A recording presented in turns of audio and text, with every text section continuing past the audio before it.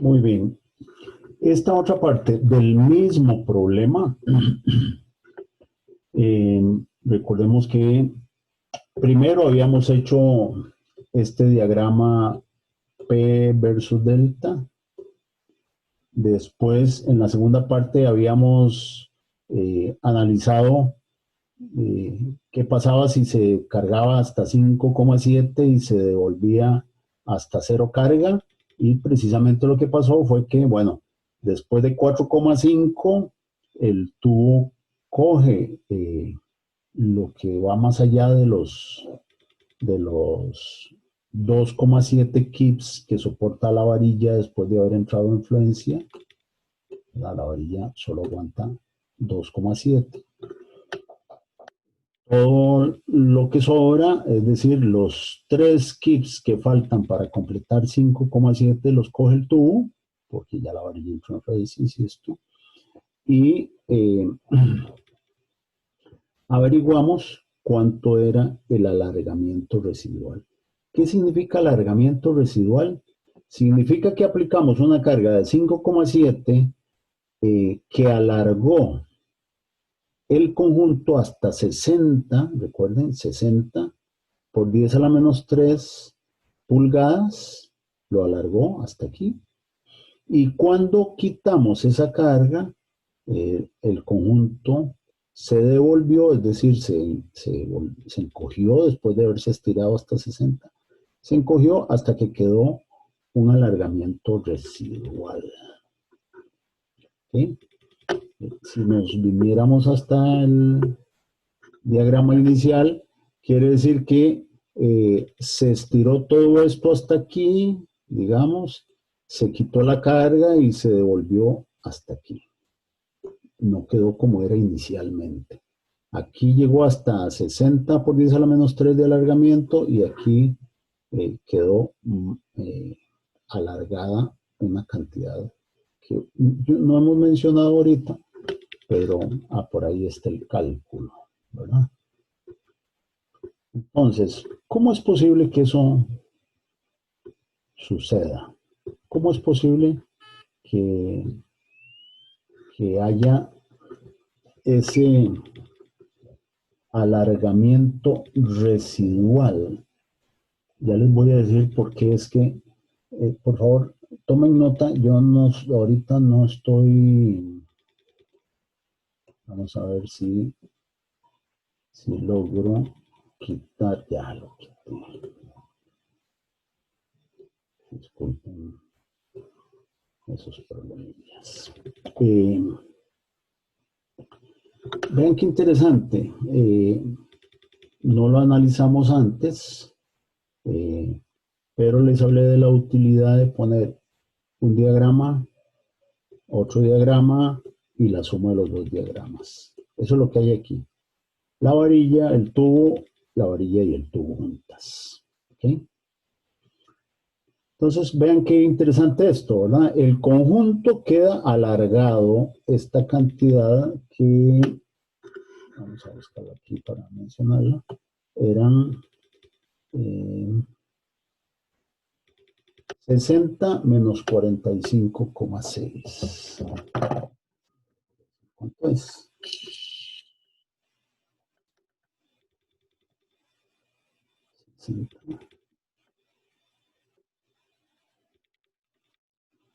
14,4. Esto es 14,4. Por aquí.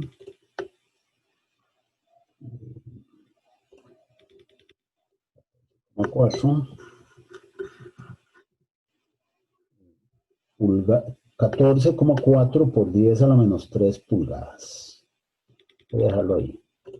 14,4 por 10 a la menos 3 pulgadas. Quedó alargado el conjunto.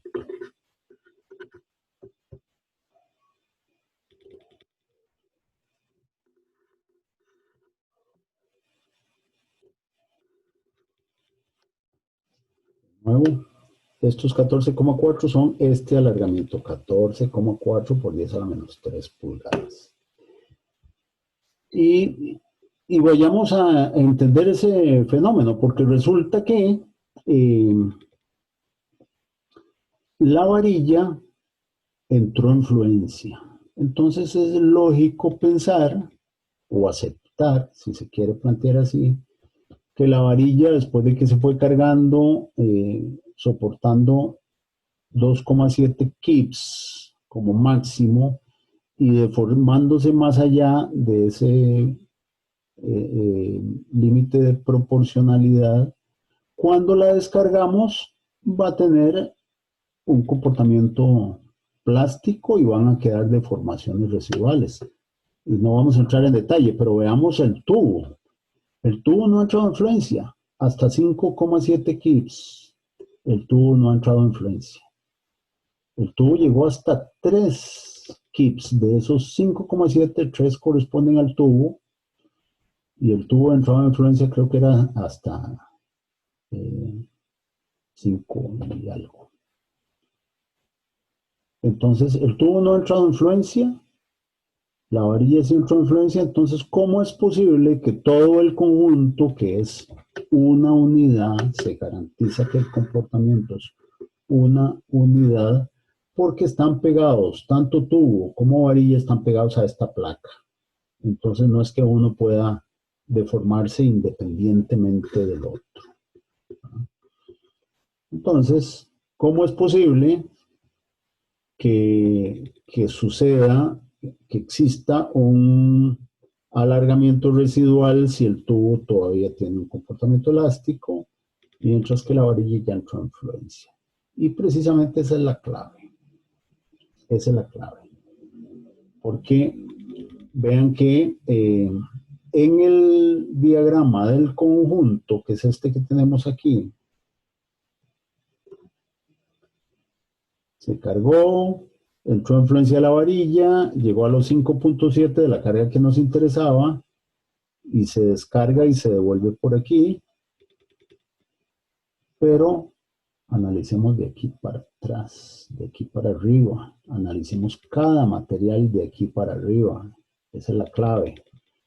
Entonces, resulta que para 14,4 por 10 a la menos 3 pulgadas, que es esto que hay aquí, esto es 14,4, esto es 14,4, esto es en el conjunto,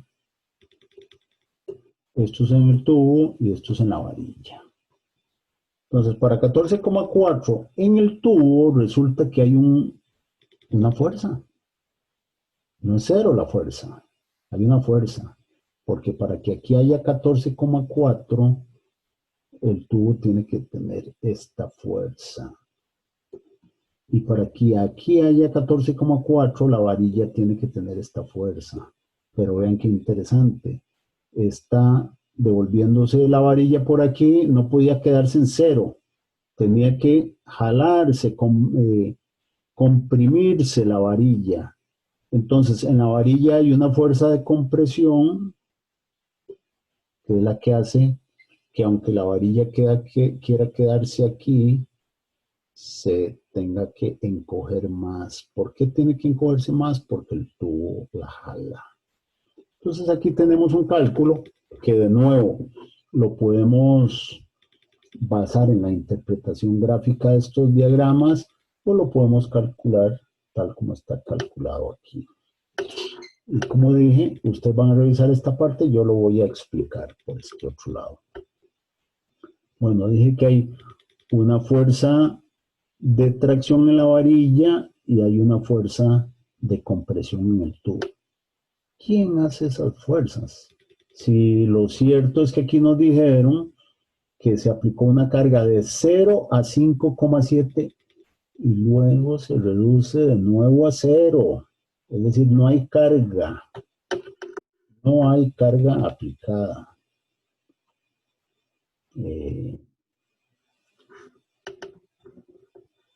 Voy más bien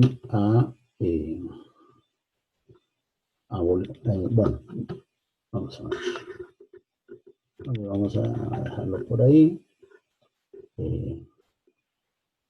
No hay carga aplicada. ¿Y por qué no hay carga aplicada? Bueno, porque esta carga de compresión que hay en la varilla, esta, que corresponde a este punto, es la misma, tiene la misma magnitud que esta carga de tracción que hay en el tubo. Son fuerzas internas. Esta fuerza en la varilla la hace el tubo y esta fuerza en el tubo la hace la varilla.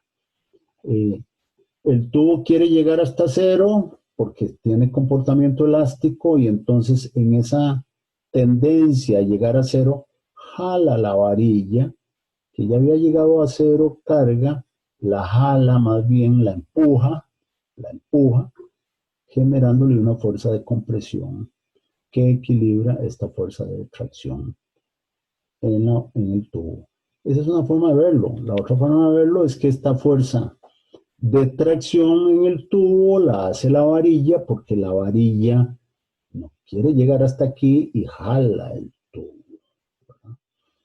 Ese es un comportamiento interesantísimo que tiene que ver con esfuerzos residuales y deformaciones residuales. Y no hemos hablado de los esfuerzos. ¿Qué son los esfuerzos residuales? Bueno, esta fuerza en la varilla, comprimiendo la varilla entre el área de la varilla. Esos son los esfuerzos residuales de compresión en la varilla y los esfuerzos residuales en el tubo son esta fuerza en el tubo dividida entre el área. ¿Quién hace la fuerza del tubo? La varilla. ¿Quién hace la fuerza en la varilla? El tubo.